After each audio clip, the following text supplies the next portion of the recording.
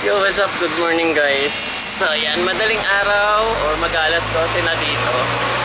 Pero ready na yung mga hikers. Kami na lang naiwan as usual. So call time natin is 12 midnight. Doon sa may lobby. So akit tayo ng Mount Sinai. Ready na tayo, mga jacket. Ayan, mga naka-jacket na. Malalamigin mamaya. Hint muna tayo sa lobby. Then we're gonna go move the winter. Nasa 15 Celsius daw yung temperature doon. Nasat ko yung jacket na binigay dito sa tour. Kala ko may iwan na tayo eh. Yay! Mga hikers.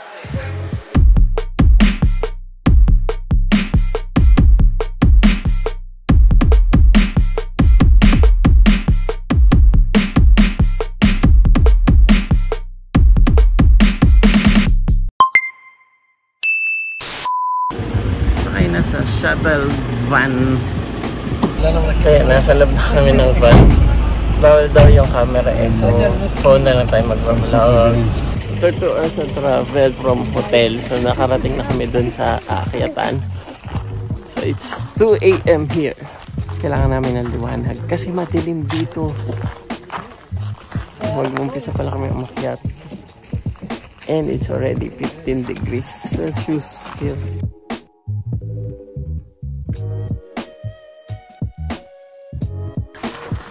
So ayan na, nag-uumpisa na ang paglalakad papuntang bundok. So dito parang may mga tindahan pa sa paan ng bundok. So ayan, may mga refreshment, may mga balabal, may sweater, mga mabibili kayo dito sa baba. Pero dapat prepared kayo, may flashlight, meron kang gloves, meron kayong scarf, pang lamig. Bali, nag-hire pala kami ng camel, bakit? Tsaka pataas, 65 USD. Kasi hindi nila kaya umakyat, tsaka bumaba na. Mas malamig pa. Masarap dito, malamig. So yan yung kanina, so, yung security check doon. So dito yung point na sasakay na tayo ng camel. Kasi sobrang gabi, hindi makita. Sobrang dilim. Ayan, gabang na kami na masasakyang camel. So yun yung mga camel. May aso din dito. Trying the camel.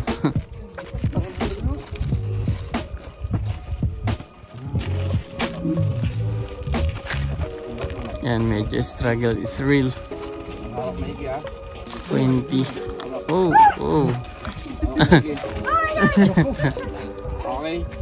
Taas oh.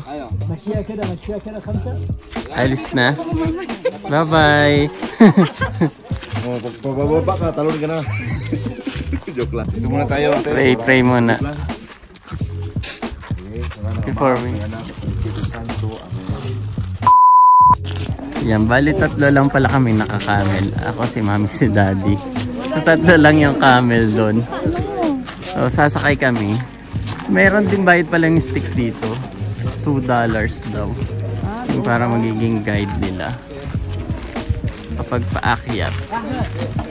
Ayan, nag-start na kami umakyat. Hindi ko alam kung saan point kami sasakay ng camel. So ayan, dito kami sasakay ng camel. Ayan, si Lola. Pahirapan makasakay din ng camel pala. So medyo madilim dito, hindi nyo ako makita nakasakay ng camel. Pero ayan si Lola. Hawak lang. Punta na tayo somewhere. So ito yung Mount Sinai pero hindi makita dito kasi madilim. A few moments later. So diyan na tayo sa taas. Nauna tayo ng 10 times. Kasi naglalakad pa sila. Kaming tatlo lang nauna pa dito sa group namin. Pero marami ng tao dito. Ang dilim pa. So 2 oras din kami nag-camel. Madilim dito, wala masyado makita kong video. Pero ang ganda ng view kasi ang daming stars.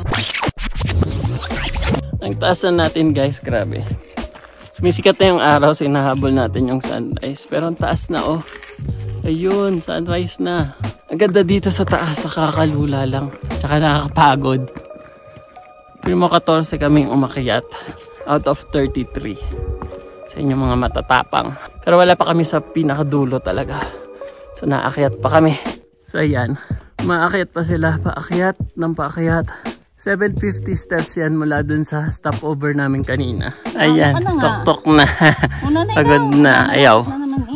Sa likod nga ako. Ayan, malapit na kami sa tok-tok. Siyempre. Hindi nga kaya daddy mo mabilis kasi nahingal nga. Ikaw naman eh. Ang ganda ng view sa taas. Bulubundukin. Pagod na, pagod na. Ayan, doon na sila sa unahan. Actually, may naiwan pa eh. Grabe, ang taas na namin.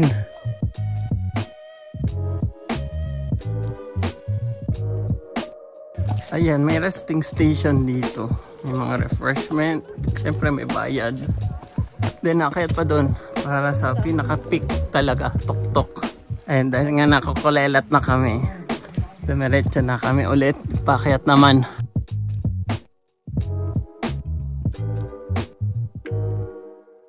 Sunrise now. Ayan na. Tinakita against the light. And nandito na tayo malapit sa peak. Ayan. Hingal na ang mga thunders. Nakasama natin. Ayan. Natulala na. Mga hingal na. Bakit pa? Then may church dito sa peak. Hindi ko alam kung anong church to. Tignan natin.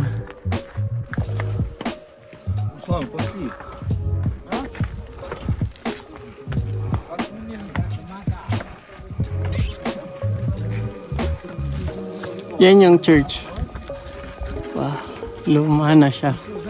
Sabi ni Father, dyan daw yung ruins ng church ng pinakaunang 10 utos. Si Father yung nakadilaw.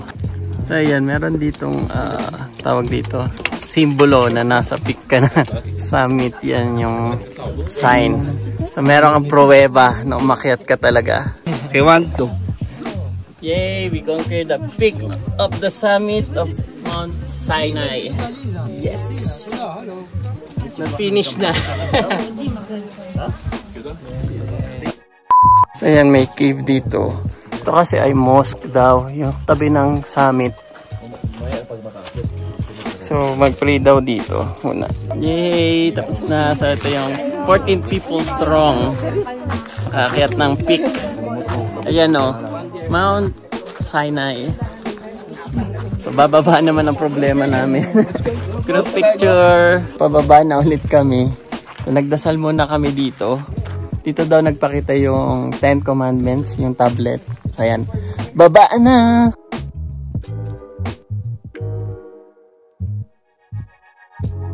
Ayan, dahil may liwanag na, kitang-kita ng mga bundok. Kaso mas steep pababa. Yan, pabalik na kami sa baba. Riding camel. Medyo masakit sa likod. Mahirap din mag-camel kasi masakit sa likod. And mauga. A few moments later. After nating mamundok, dito naman tayo. Praise the Lord! Praise the Lord! All the time. Hallelujah! Praise the Lord! Thanks be to God. God is good. All the time! All the time. But who is Saint Catherine we talk about here? Like Father mentioned earlier before, we have two Saint Catherines. We have Saint Catherine. So ito daw yung entry dati sa monastery. Wala pa yung entry dito. Ayan. So very old one. Bawal daw mag-take ng photo sa loob. So hanggang labas lang tayo. So nakabalik na tayo sa bus. Nakapag-lunch na tayo. Wala na tayong energy. Grabe, antok na. So tatawid na tayo from Egypt to Israel. Borderline na tayo. Diyan, suot natin yung ating jacket para sa pagkakakilanlan. Na magkakasama tayo group tour. So ayan. So see you na lang sa Israel. So we reached the borderline between Israel and Egypt. So dito na tayo mag-cross. So i-ready ang passport. Kailangan pa rin natin dumaan sa immigration officer. Tapos mga luggage natin dadalhin doon. Pero nagbayad kami ng porter. So hindi pa siya bus to bus. So mag-iba kami ng bus ng tour guide. So ito yung last day namin sa bus sa Egypt and tour guide sa Egypt. Then ay panibagong tour guide, ay bagong adventure. So let's go. Ayan, so welcome to Israel. So nasa Israel na tayo and grabe yung sa borderline. Ang dami namin pinasenta ng passport. Tapos binigyan kami ng ganito. Tapos pinunod din naman nila sa huli. So ang cute nung may copy kami ng passport ID. Maliit. Tapos punta kami ng hotel. 3 to 4 hours daw yung travel. So nasa panibagong bus na kami. And ang ganda ng view dito. Beach. Then nandito na kami sa bagong bus. Merong bagong welcome kit. So ayan. Ang laman niya is snacks. Now I'm going to ask Mr. and Captain Ahmed to stop so that we can give each one of you a brand new car as a present!